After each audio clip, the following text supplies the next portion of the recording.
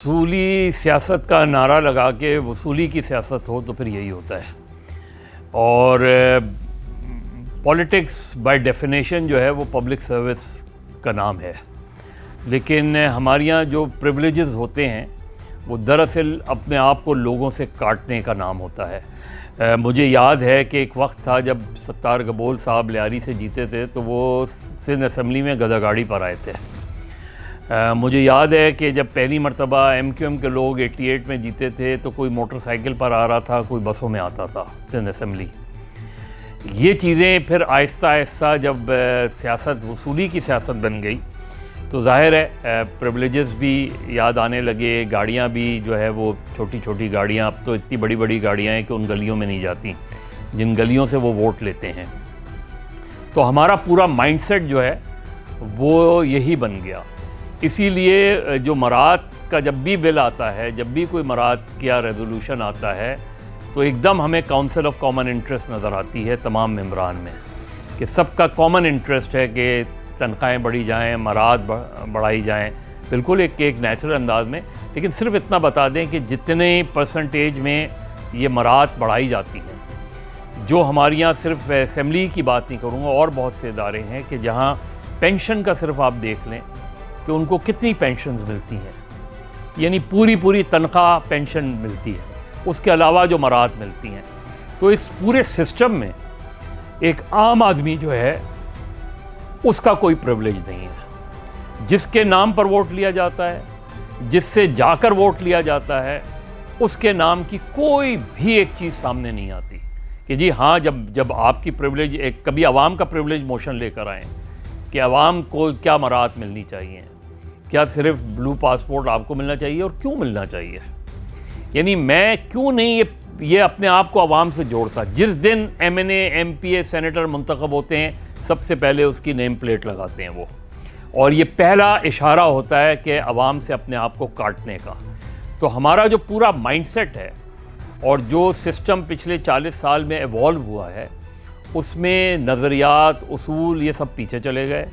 और अब सिर्फ वसूली की सियासत होती है। इसीलिए आप प्रिविलेज होती है। हमने जिस वक्त जो हुकूमतें बदलती हैं उसमें हमने देखा है कि जो हॉर्स ट्रेडिंग, और कितने आराम से एक नज़रिए से एक आदमी दूसरे नज़रिए पे चला जाता है, इसलिए कि उसका जो है वो मिल जाता है, समर मिल जाता है। क्यों हमारे यहाँ जो है यहाँ से सिंध से या दूसरी जगहों से लोग कभी आज़ाद कश्मीर जाते हैं, कभी गिलगित जाते हैं इलेक्शन में ख़ास मकासद के लिए, ये सारा वो माइंडसेट है। और चूँकि हमने अब इसको एडॉप्ट कर लिया है कि हाँ इसी तरह सियासत करनी है, इसी तरह कॉम्प्रोमाइज़ करने हैं, इसी तरह मरात हासिल करनी है, इसलिए उन सब के एक तो होते हैं ना जागीरदार,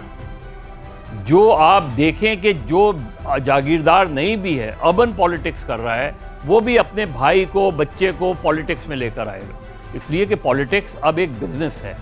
पॉलिटिक्स अब एक कारोबार है, और उस कारोबार में वो चाहते हैं कि उनका भी जो भाई है वो भी वो कारोबार का हिस्सा बने। तो जब सियासत कारोबार होगी तो फिर यही इसी तरह की मरात हासिल होंगी। किसी एक असम्बली ने, किसी एक अपोजिशन पार्टी ने, आज भी ले लें, कल पिछली भी ले लें, कभी ये खड़े होकर नहीं कहा कि नहीं हमें मरात नहीं चाहिए, पहले आप आवाम के लिए मरात का ऐलान करें, पहले आप आवाम के लिए जो है इन प्रिविलेजेस का ऐलान करें। तो एक कटा हुआ माशरा है। और जो असम्बलियों में लोग क्यों डेवलपमेंट जो है वो फंड्स दिए जाते हैं, क्यों नहीं वो डेवलपमेंट फंड्स लोकल बॉडीज़ को दिए जाते हैं, क्यों MNAs MPAs को सड़कें बनाने की ज़रूरत है, ये इनका काम ही नहीं है। ये जो गवर्नमेंट्स हैं उनका काम नहीं है, लोकल बॉडीज़ का काम है। तो क्यों डेवलपमेंट फंड्स मिले इनको? करें आप खिदमत करें, अच्छी लेजिस्लेशन करें, उसमें आप जो है वो जो एक नॉर्मल तरीक़ा होता है तनख्वाहें बढ़ाने का वो बढ़ाएं। लेकिन एक्स्ट्रा प्रिविलेजेस जब आप हासिल करते हैं तो दरअसल आप अपने आप को आवाम से काटते हैं, और फिर आवाम आपको याद आते हैं जब इलेक्शन हो रहे होते हैं। तो मेरा ख्याल है ओवरऑल जो है अनजस्ट है, ये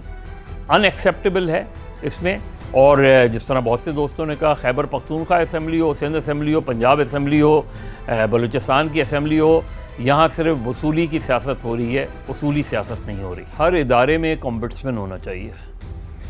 اور اگر آپ کو یاد ہو کہ ایون میڈیا کے اندر ایک ادارہ تھا جہاں اومبڈسمن اور فخر الدین جی ابراہیم کو انہوں نے اومبڈسمن بنایا تھا اس میں، اور اس میں بہت سی چیزیں آتی ہیں، صرف اومبڈسمن یہ نہیں کہ جو باہر سے شکایات موصول ہوں وہی آپ کریں، انٹرنل شکایات پہ بھی آپ وہ کریں۔ دوسری بات یہ کہ جو ہر ادارے میں اس کے بائی لاز ہونے چاہیے، جو ہمارے یہاں صرف یہی نہیں کہ آپ نے دیوار پہ نوٹس بورڈ پہ لگا دیا، بلکہ وہ باقاعدہ جو بھی امپلائیز ہو اس کو جانے چاہیے، انشور کرنا چاہیے اس میں، کیونکہ ہمارے یہاں اومبڈسمن کا ادارہ اس کا کانسیپٹ تو بہت اچھا تھا، لیکن اس طریقے سے افیکٹو نہیں رہا اومبڈسمن کا ادارہ ہمارے یہاں۔ آپ جنرلی کر لیں، اب یہ فیصلے آ گئے، اس فیصلے کو کس طرح ایگزیکیوٹ کیا جائے گا وہ بھی ہمیں نظر آتا ہے کہ بہت سے، پھر ظاہر اپیل کے تو معاملات ہوتے ہی ہیں،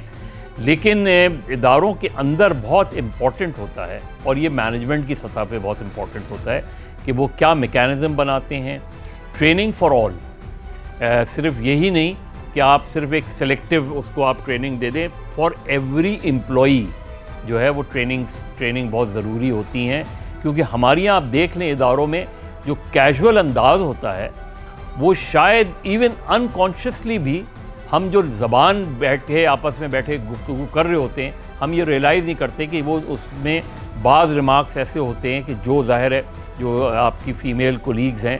وہ انکمفرٹیبل فیل کرنا شروع کرتی ہیں، چاہے میں کانشیسلی نہیں کہہ رہا ہوں، لیکن آپ کا ایک رجحان ایسا بن جاتا ہے کہ جس کے اندر میں اس طرح کی گفتگو کرتا ہوں، اس طرح کی باتیں کرتا ہوں، جو کہ آپ